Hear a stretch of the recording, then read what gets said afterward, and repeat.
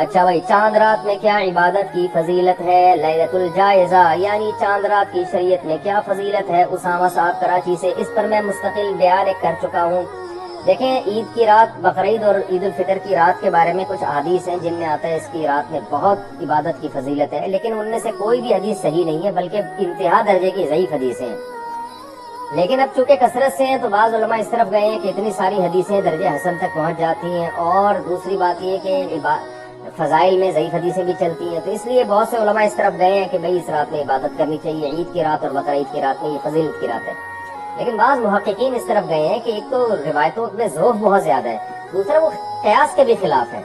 قیاس کے خلاف اس لیے ہے کہ دیکھیں، شریعت کا ایک حکم، شریعت کا ایک مزاج یہ ہے کہ جیسے ہی سورج غروب ہوتا ہے، اسلام کہتا ہے افطار میں جلدی کرو۔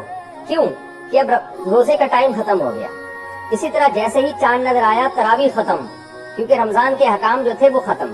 اسی طرح نبی صلی اللہ علیہ وسلم عید الفطر کے دن نماز سے پہلے کچھ میٹھا کھایا کرتے تھے۔ اس میں یہی حکمت تھی، یہ بتانے کے لیے کہ آج ہمارا روزہ نہیں ہے۔ تو اس سے پتہ چلتا ہے جب رمضان جاتا ہے تو اپنے تمام لوازمات کے ساتھ جاتا ہے۔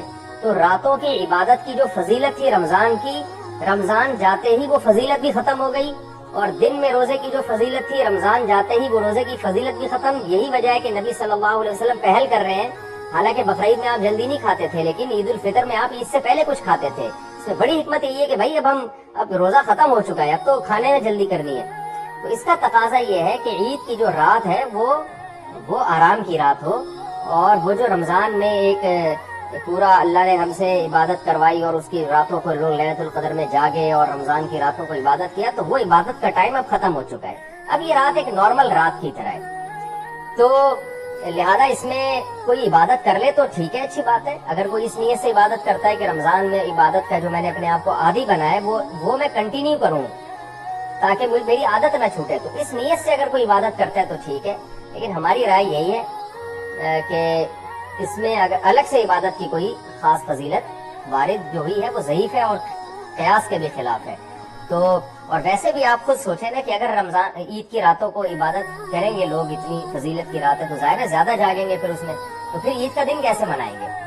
یعنی عید تو اسلام میں صبح شروع ہوتی ہے نا، صبح اگر آپ تھکے ہوں گے تو وہ عید کا دن تو آپ کا وہ تھکاوٹ میں گزرے گا پھر۔ تو یہ سب چیزیں یعنی ایک اشکالات ہوتے ہیں اس قول پر جو کہتے ہیں کہ عیدین کی راتوں میں عبادت کرنی چاہیے۔ تو اسلام میں دن جو ہے، رات جو ہے وہ دن کے تابع ہوتی ہے۔ تو روزے کے دن میں، رمضان میں دن میں روزہ، رات اس کے تابع ہے، تو رات میں عبادت۔ اب عید کا دن جب کھانے پینے کا دن ہے، خوشی کا دن ہے، تو اس کی رات بھی عید کے دن کے تابع ہوگی، تو وہ عبادت کی رات ہوگی نہیں۔ لیکن اس نیت سے عبادت کوئی کر لے کہ میں نے رمضان میں جو تہجد کی عادت ڈالی ہے وہ عادت مجھ سے چھوٹے نہیں، تو اس نیت سے اگر کوئی رات کو عبادت کرتا ہے تو نہ صرف جائز بلکہ ثواب ہے۔ تو پھر اس میں عید کی رات نہیں، پھر اگلے دن بھی کرے، اگلے دن بھی کرے، تاکہ یہ عادت جو اس کی عبادت کی پڑی ہے کنٹینیو رہے۔ تو کنٹینیو رکھنے کے لیے اگر کوئی عبادت کرتا ہے تو بہت اچھی بات ہے، لیکن ہماری رائے یہی ہے کہ عیدین کی رات میں الگ سے کوئی فضیلت ثابت نہیں ہے۔ بہرحال دوسری طرف بھی علماء ہیں، تو جب علماء میں اختلاف ہوتا ہے کسی مسئلے میں تو جس عالم کی بات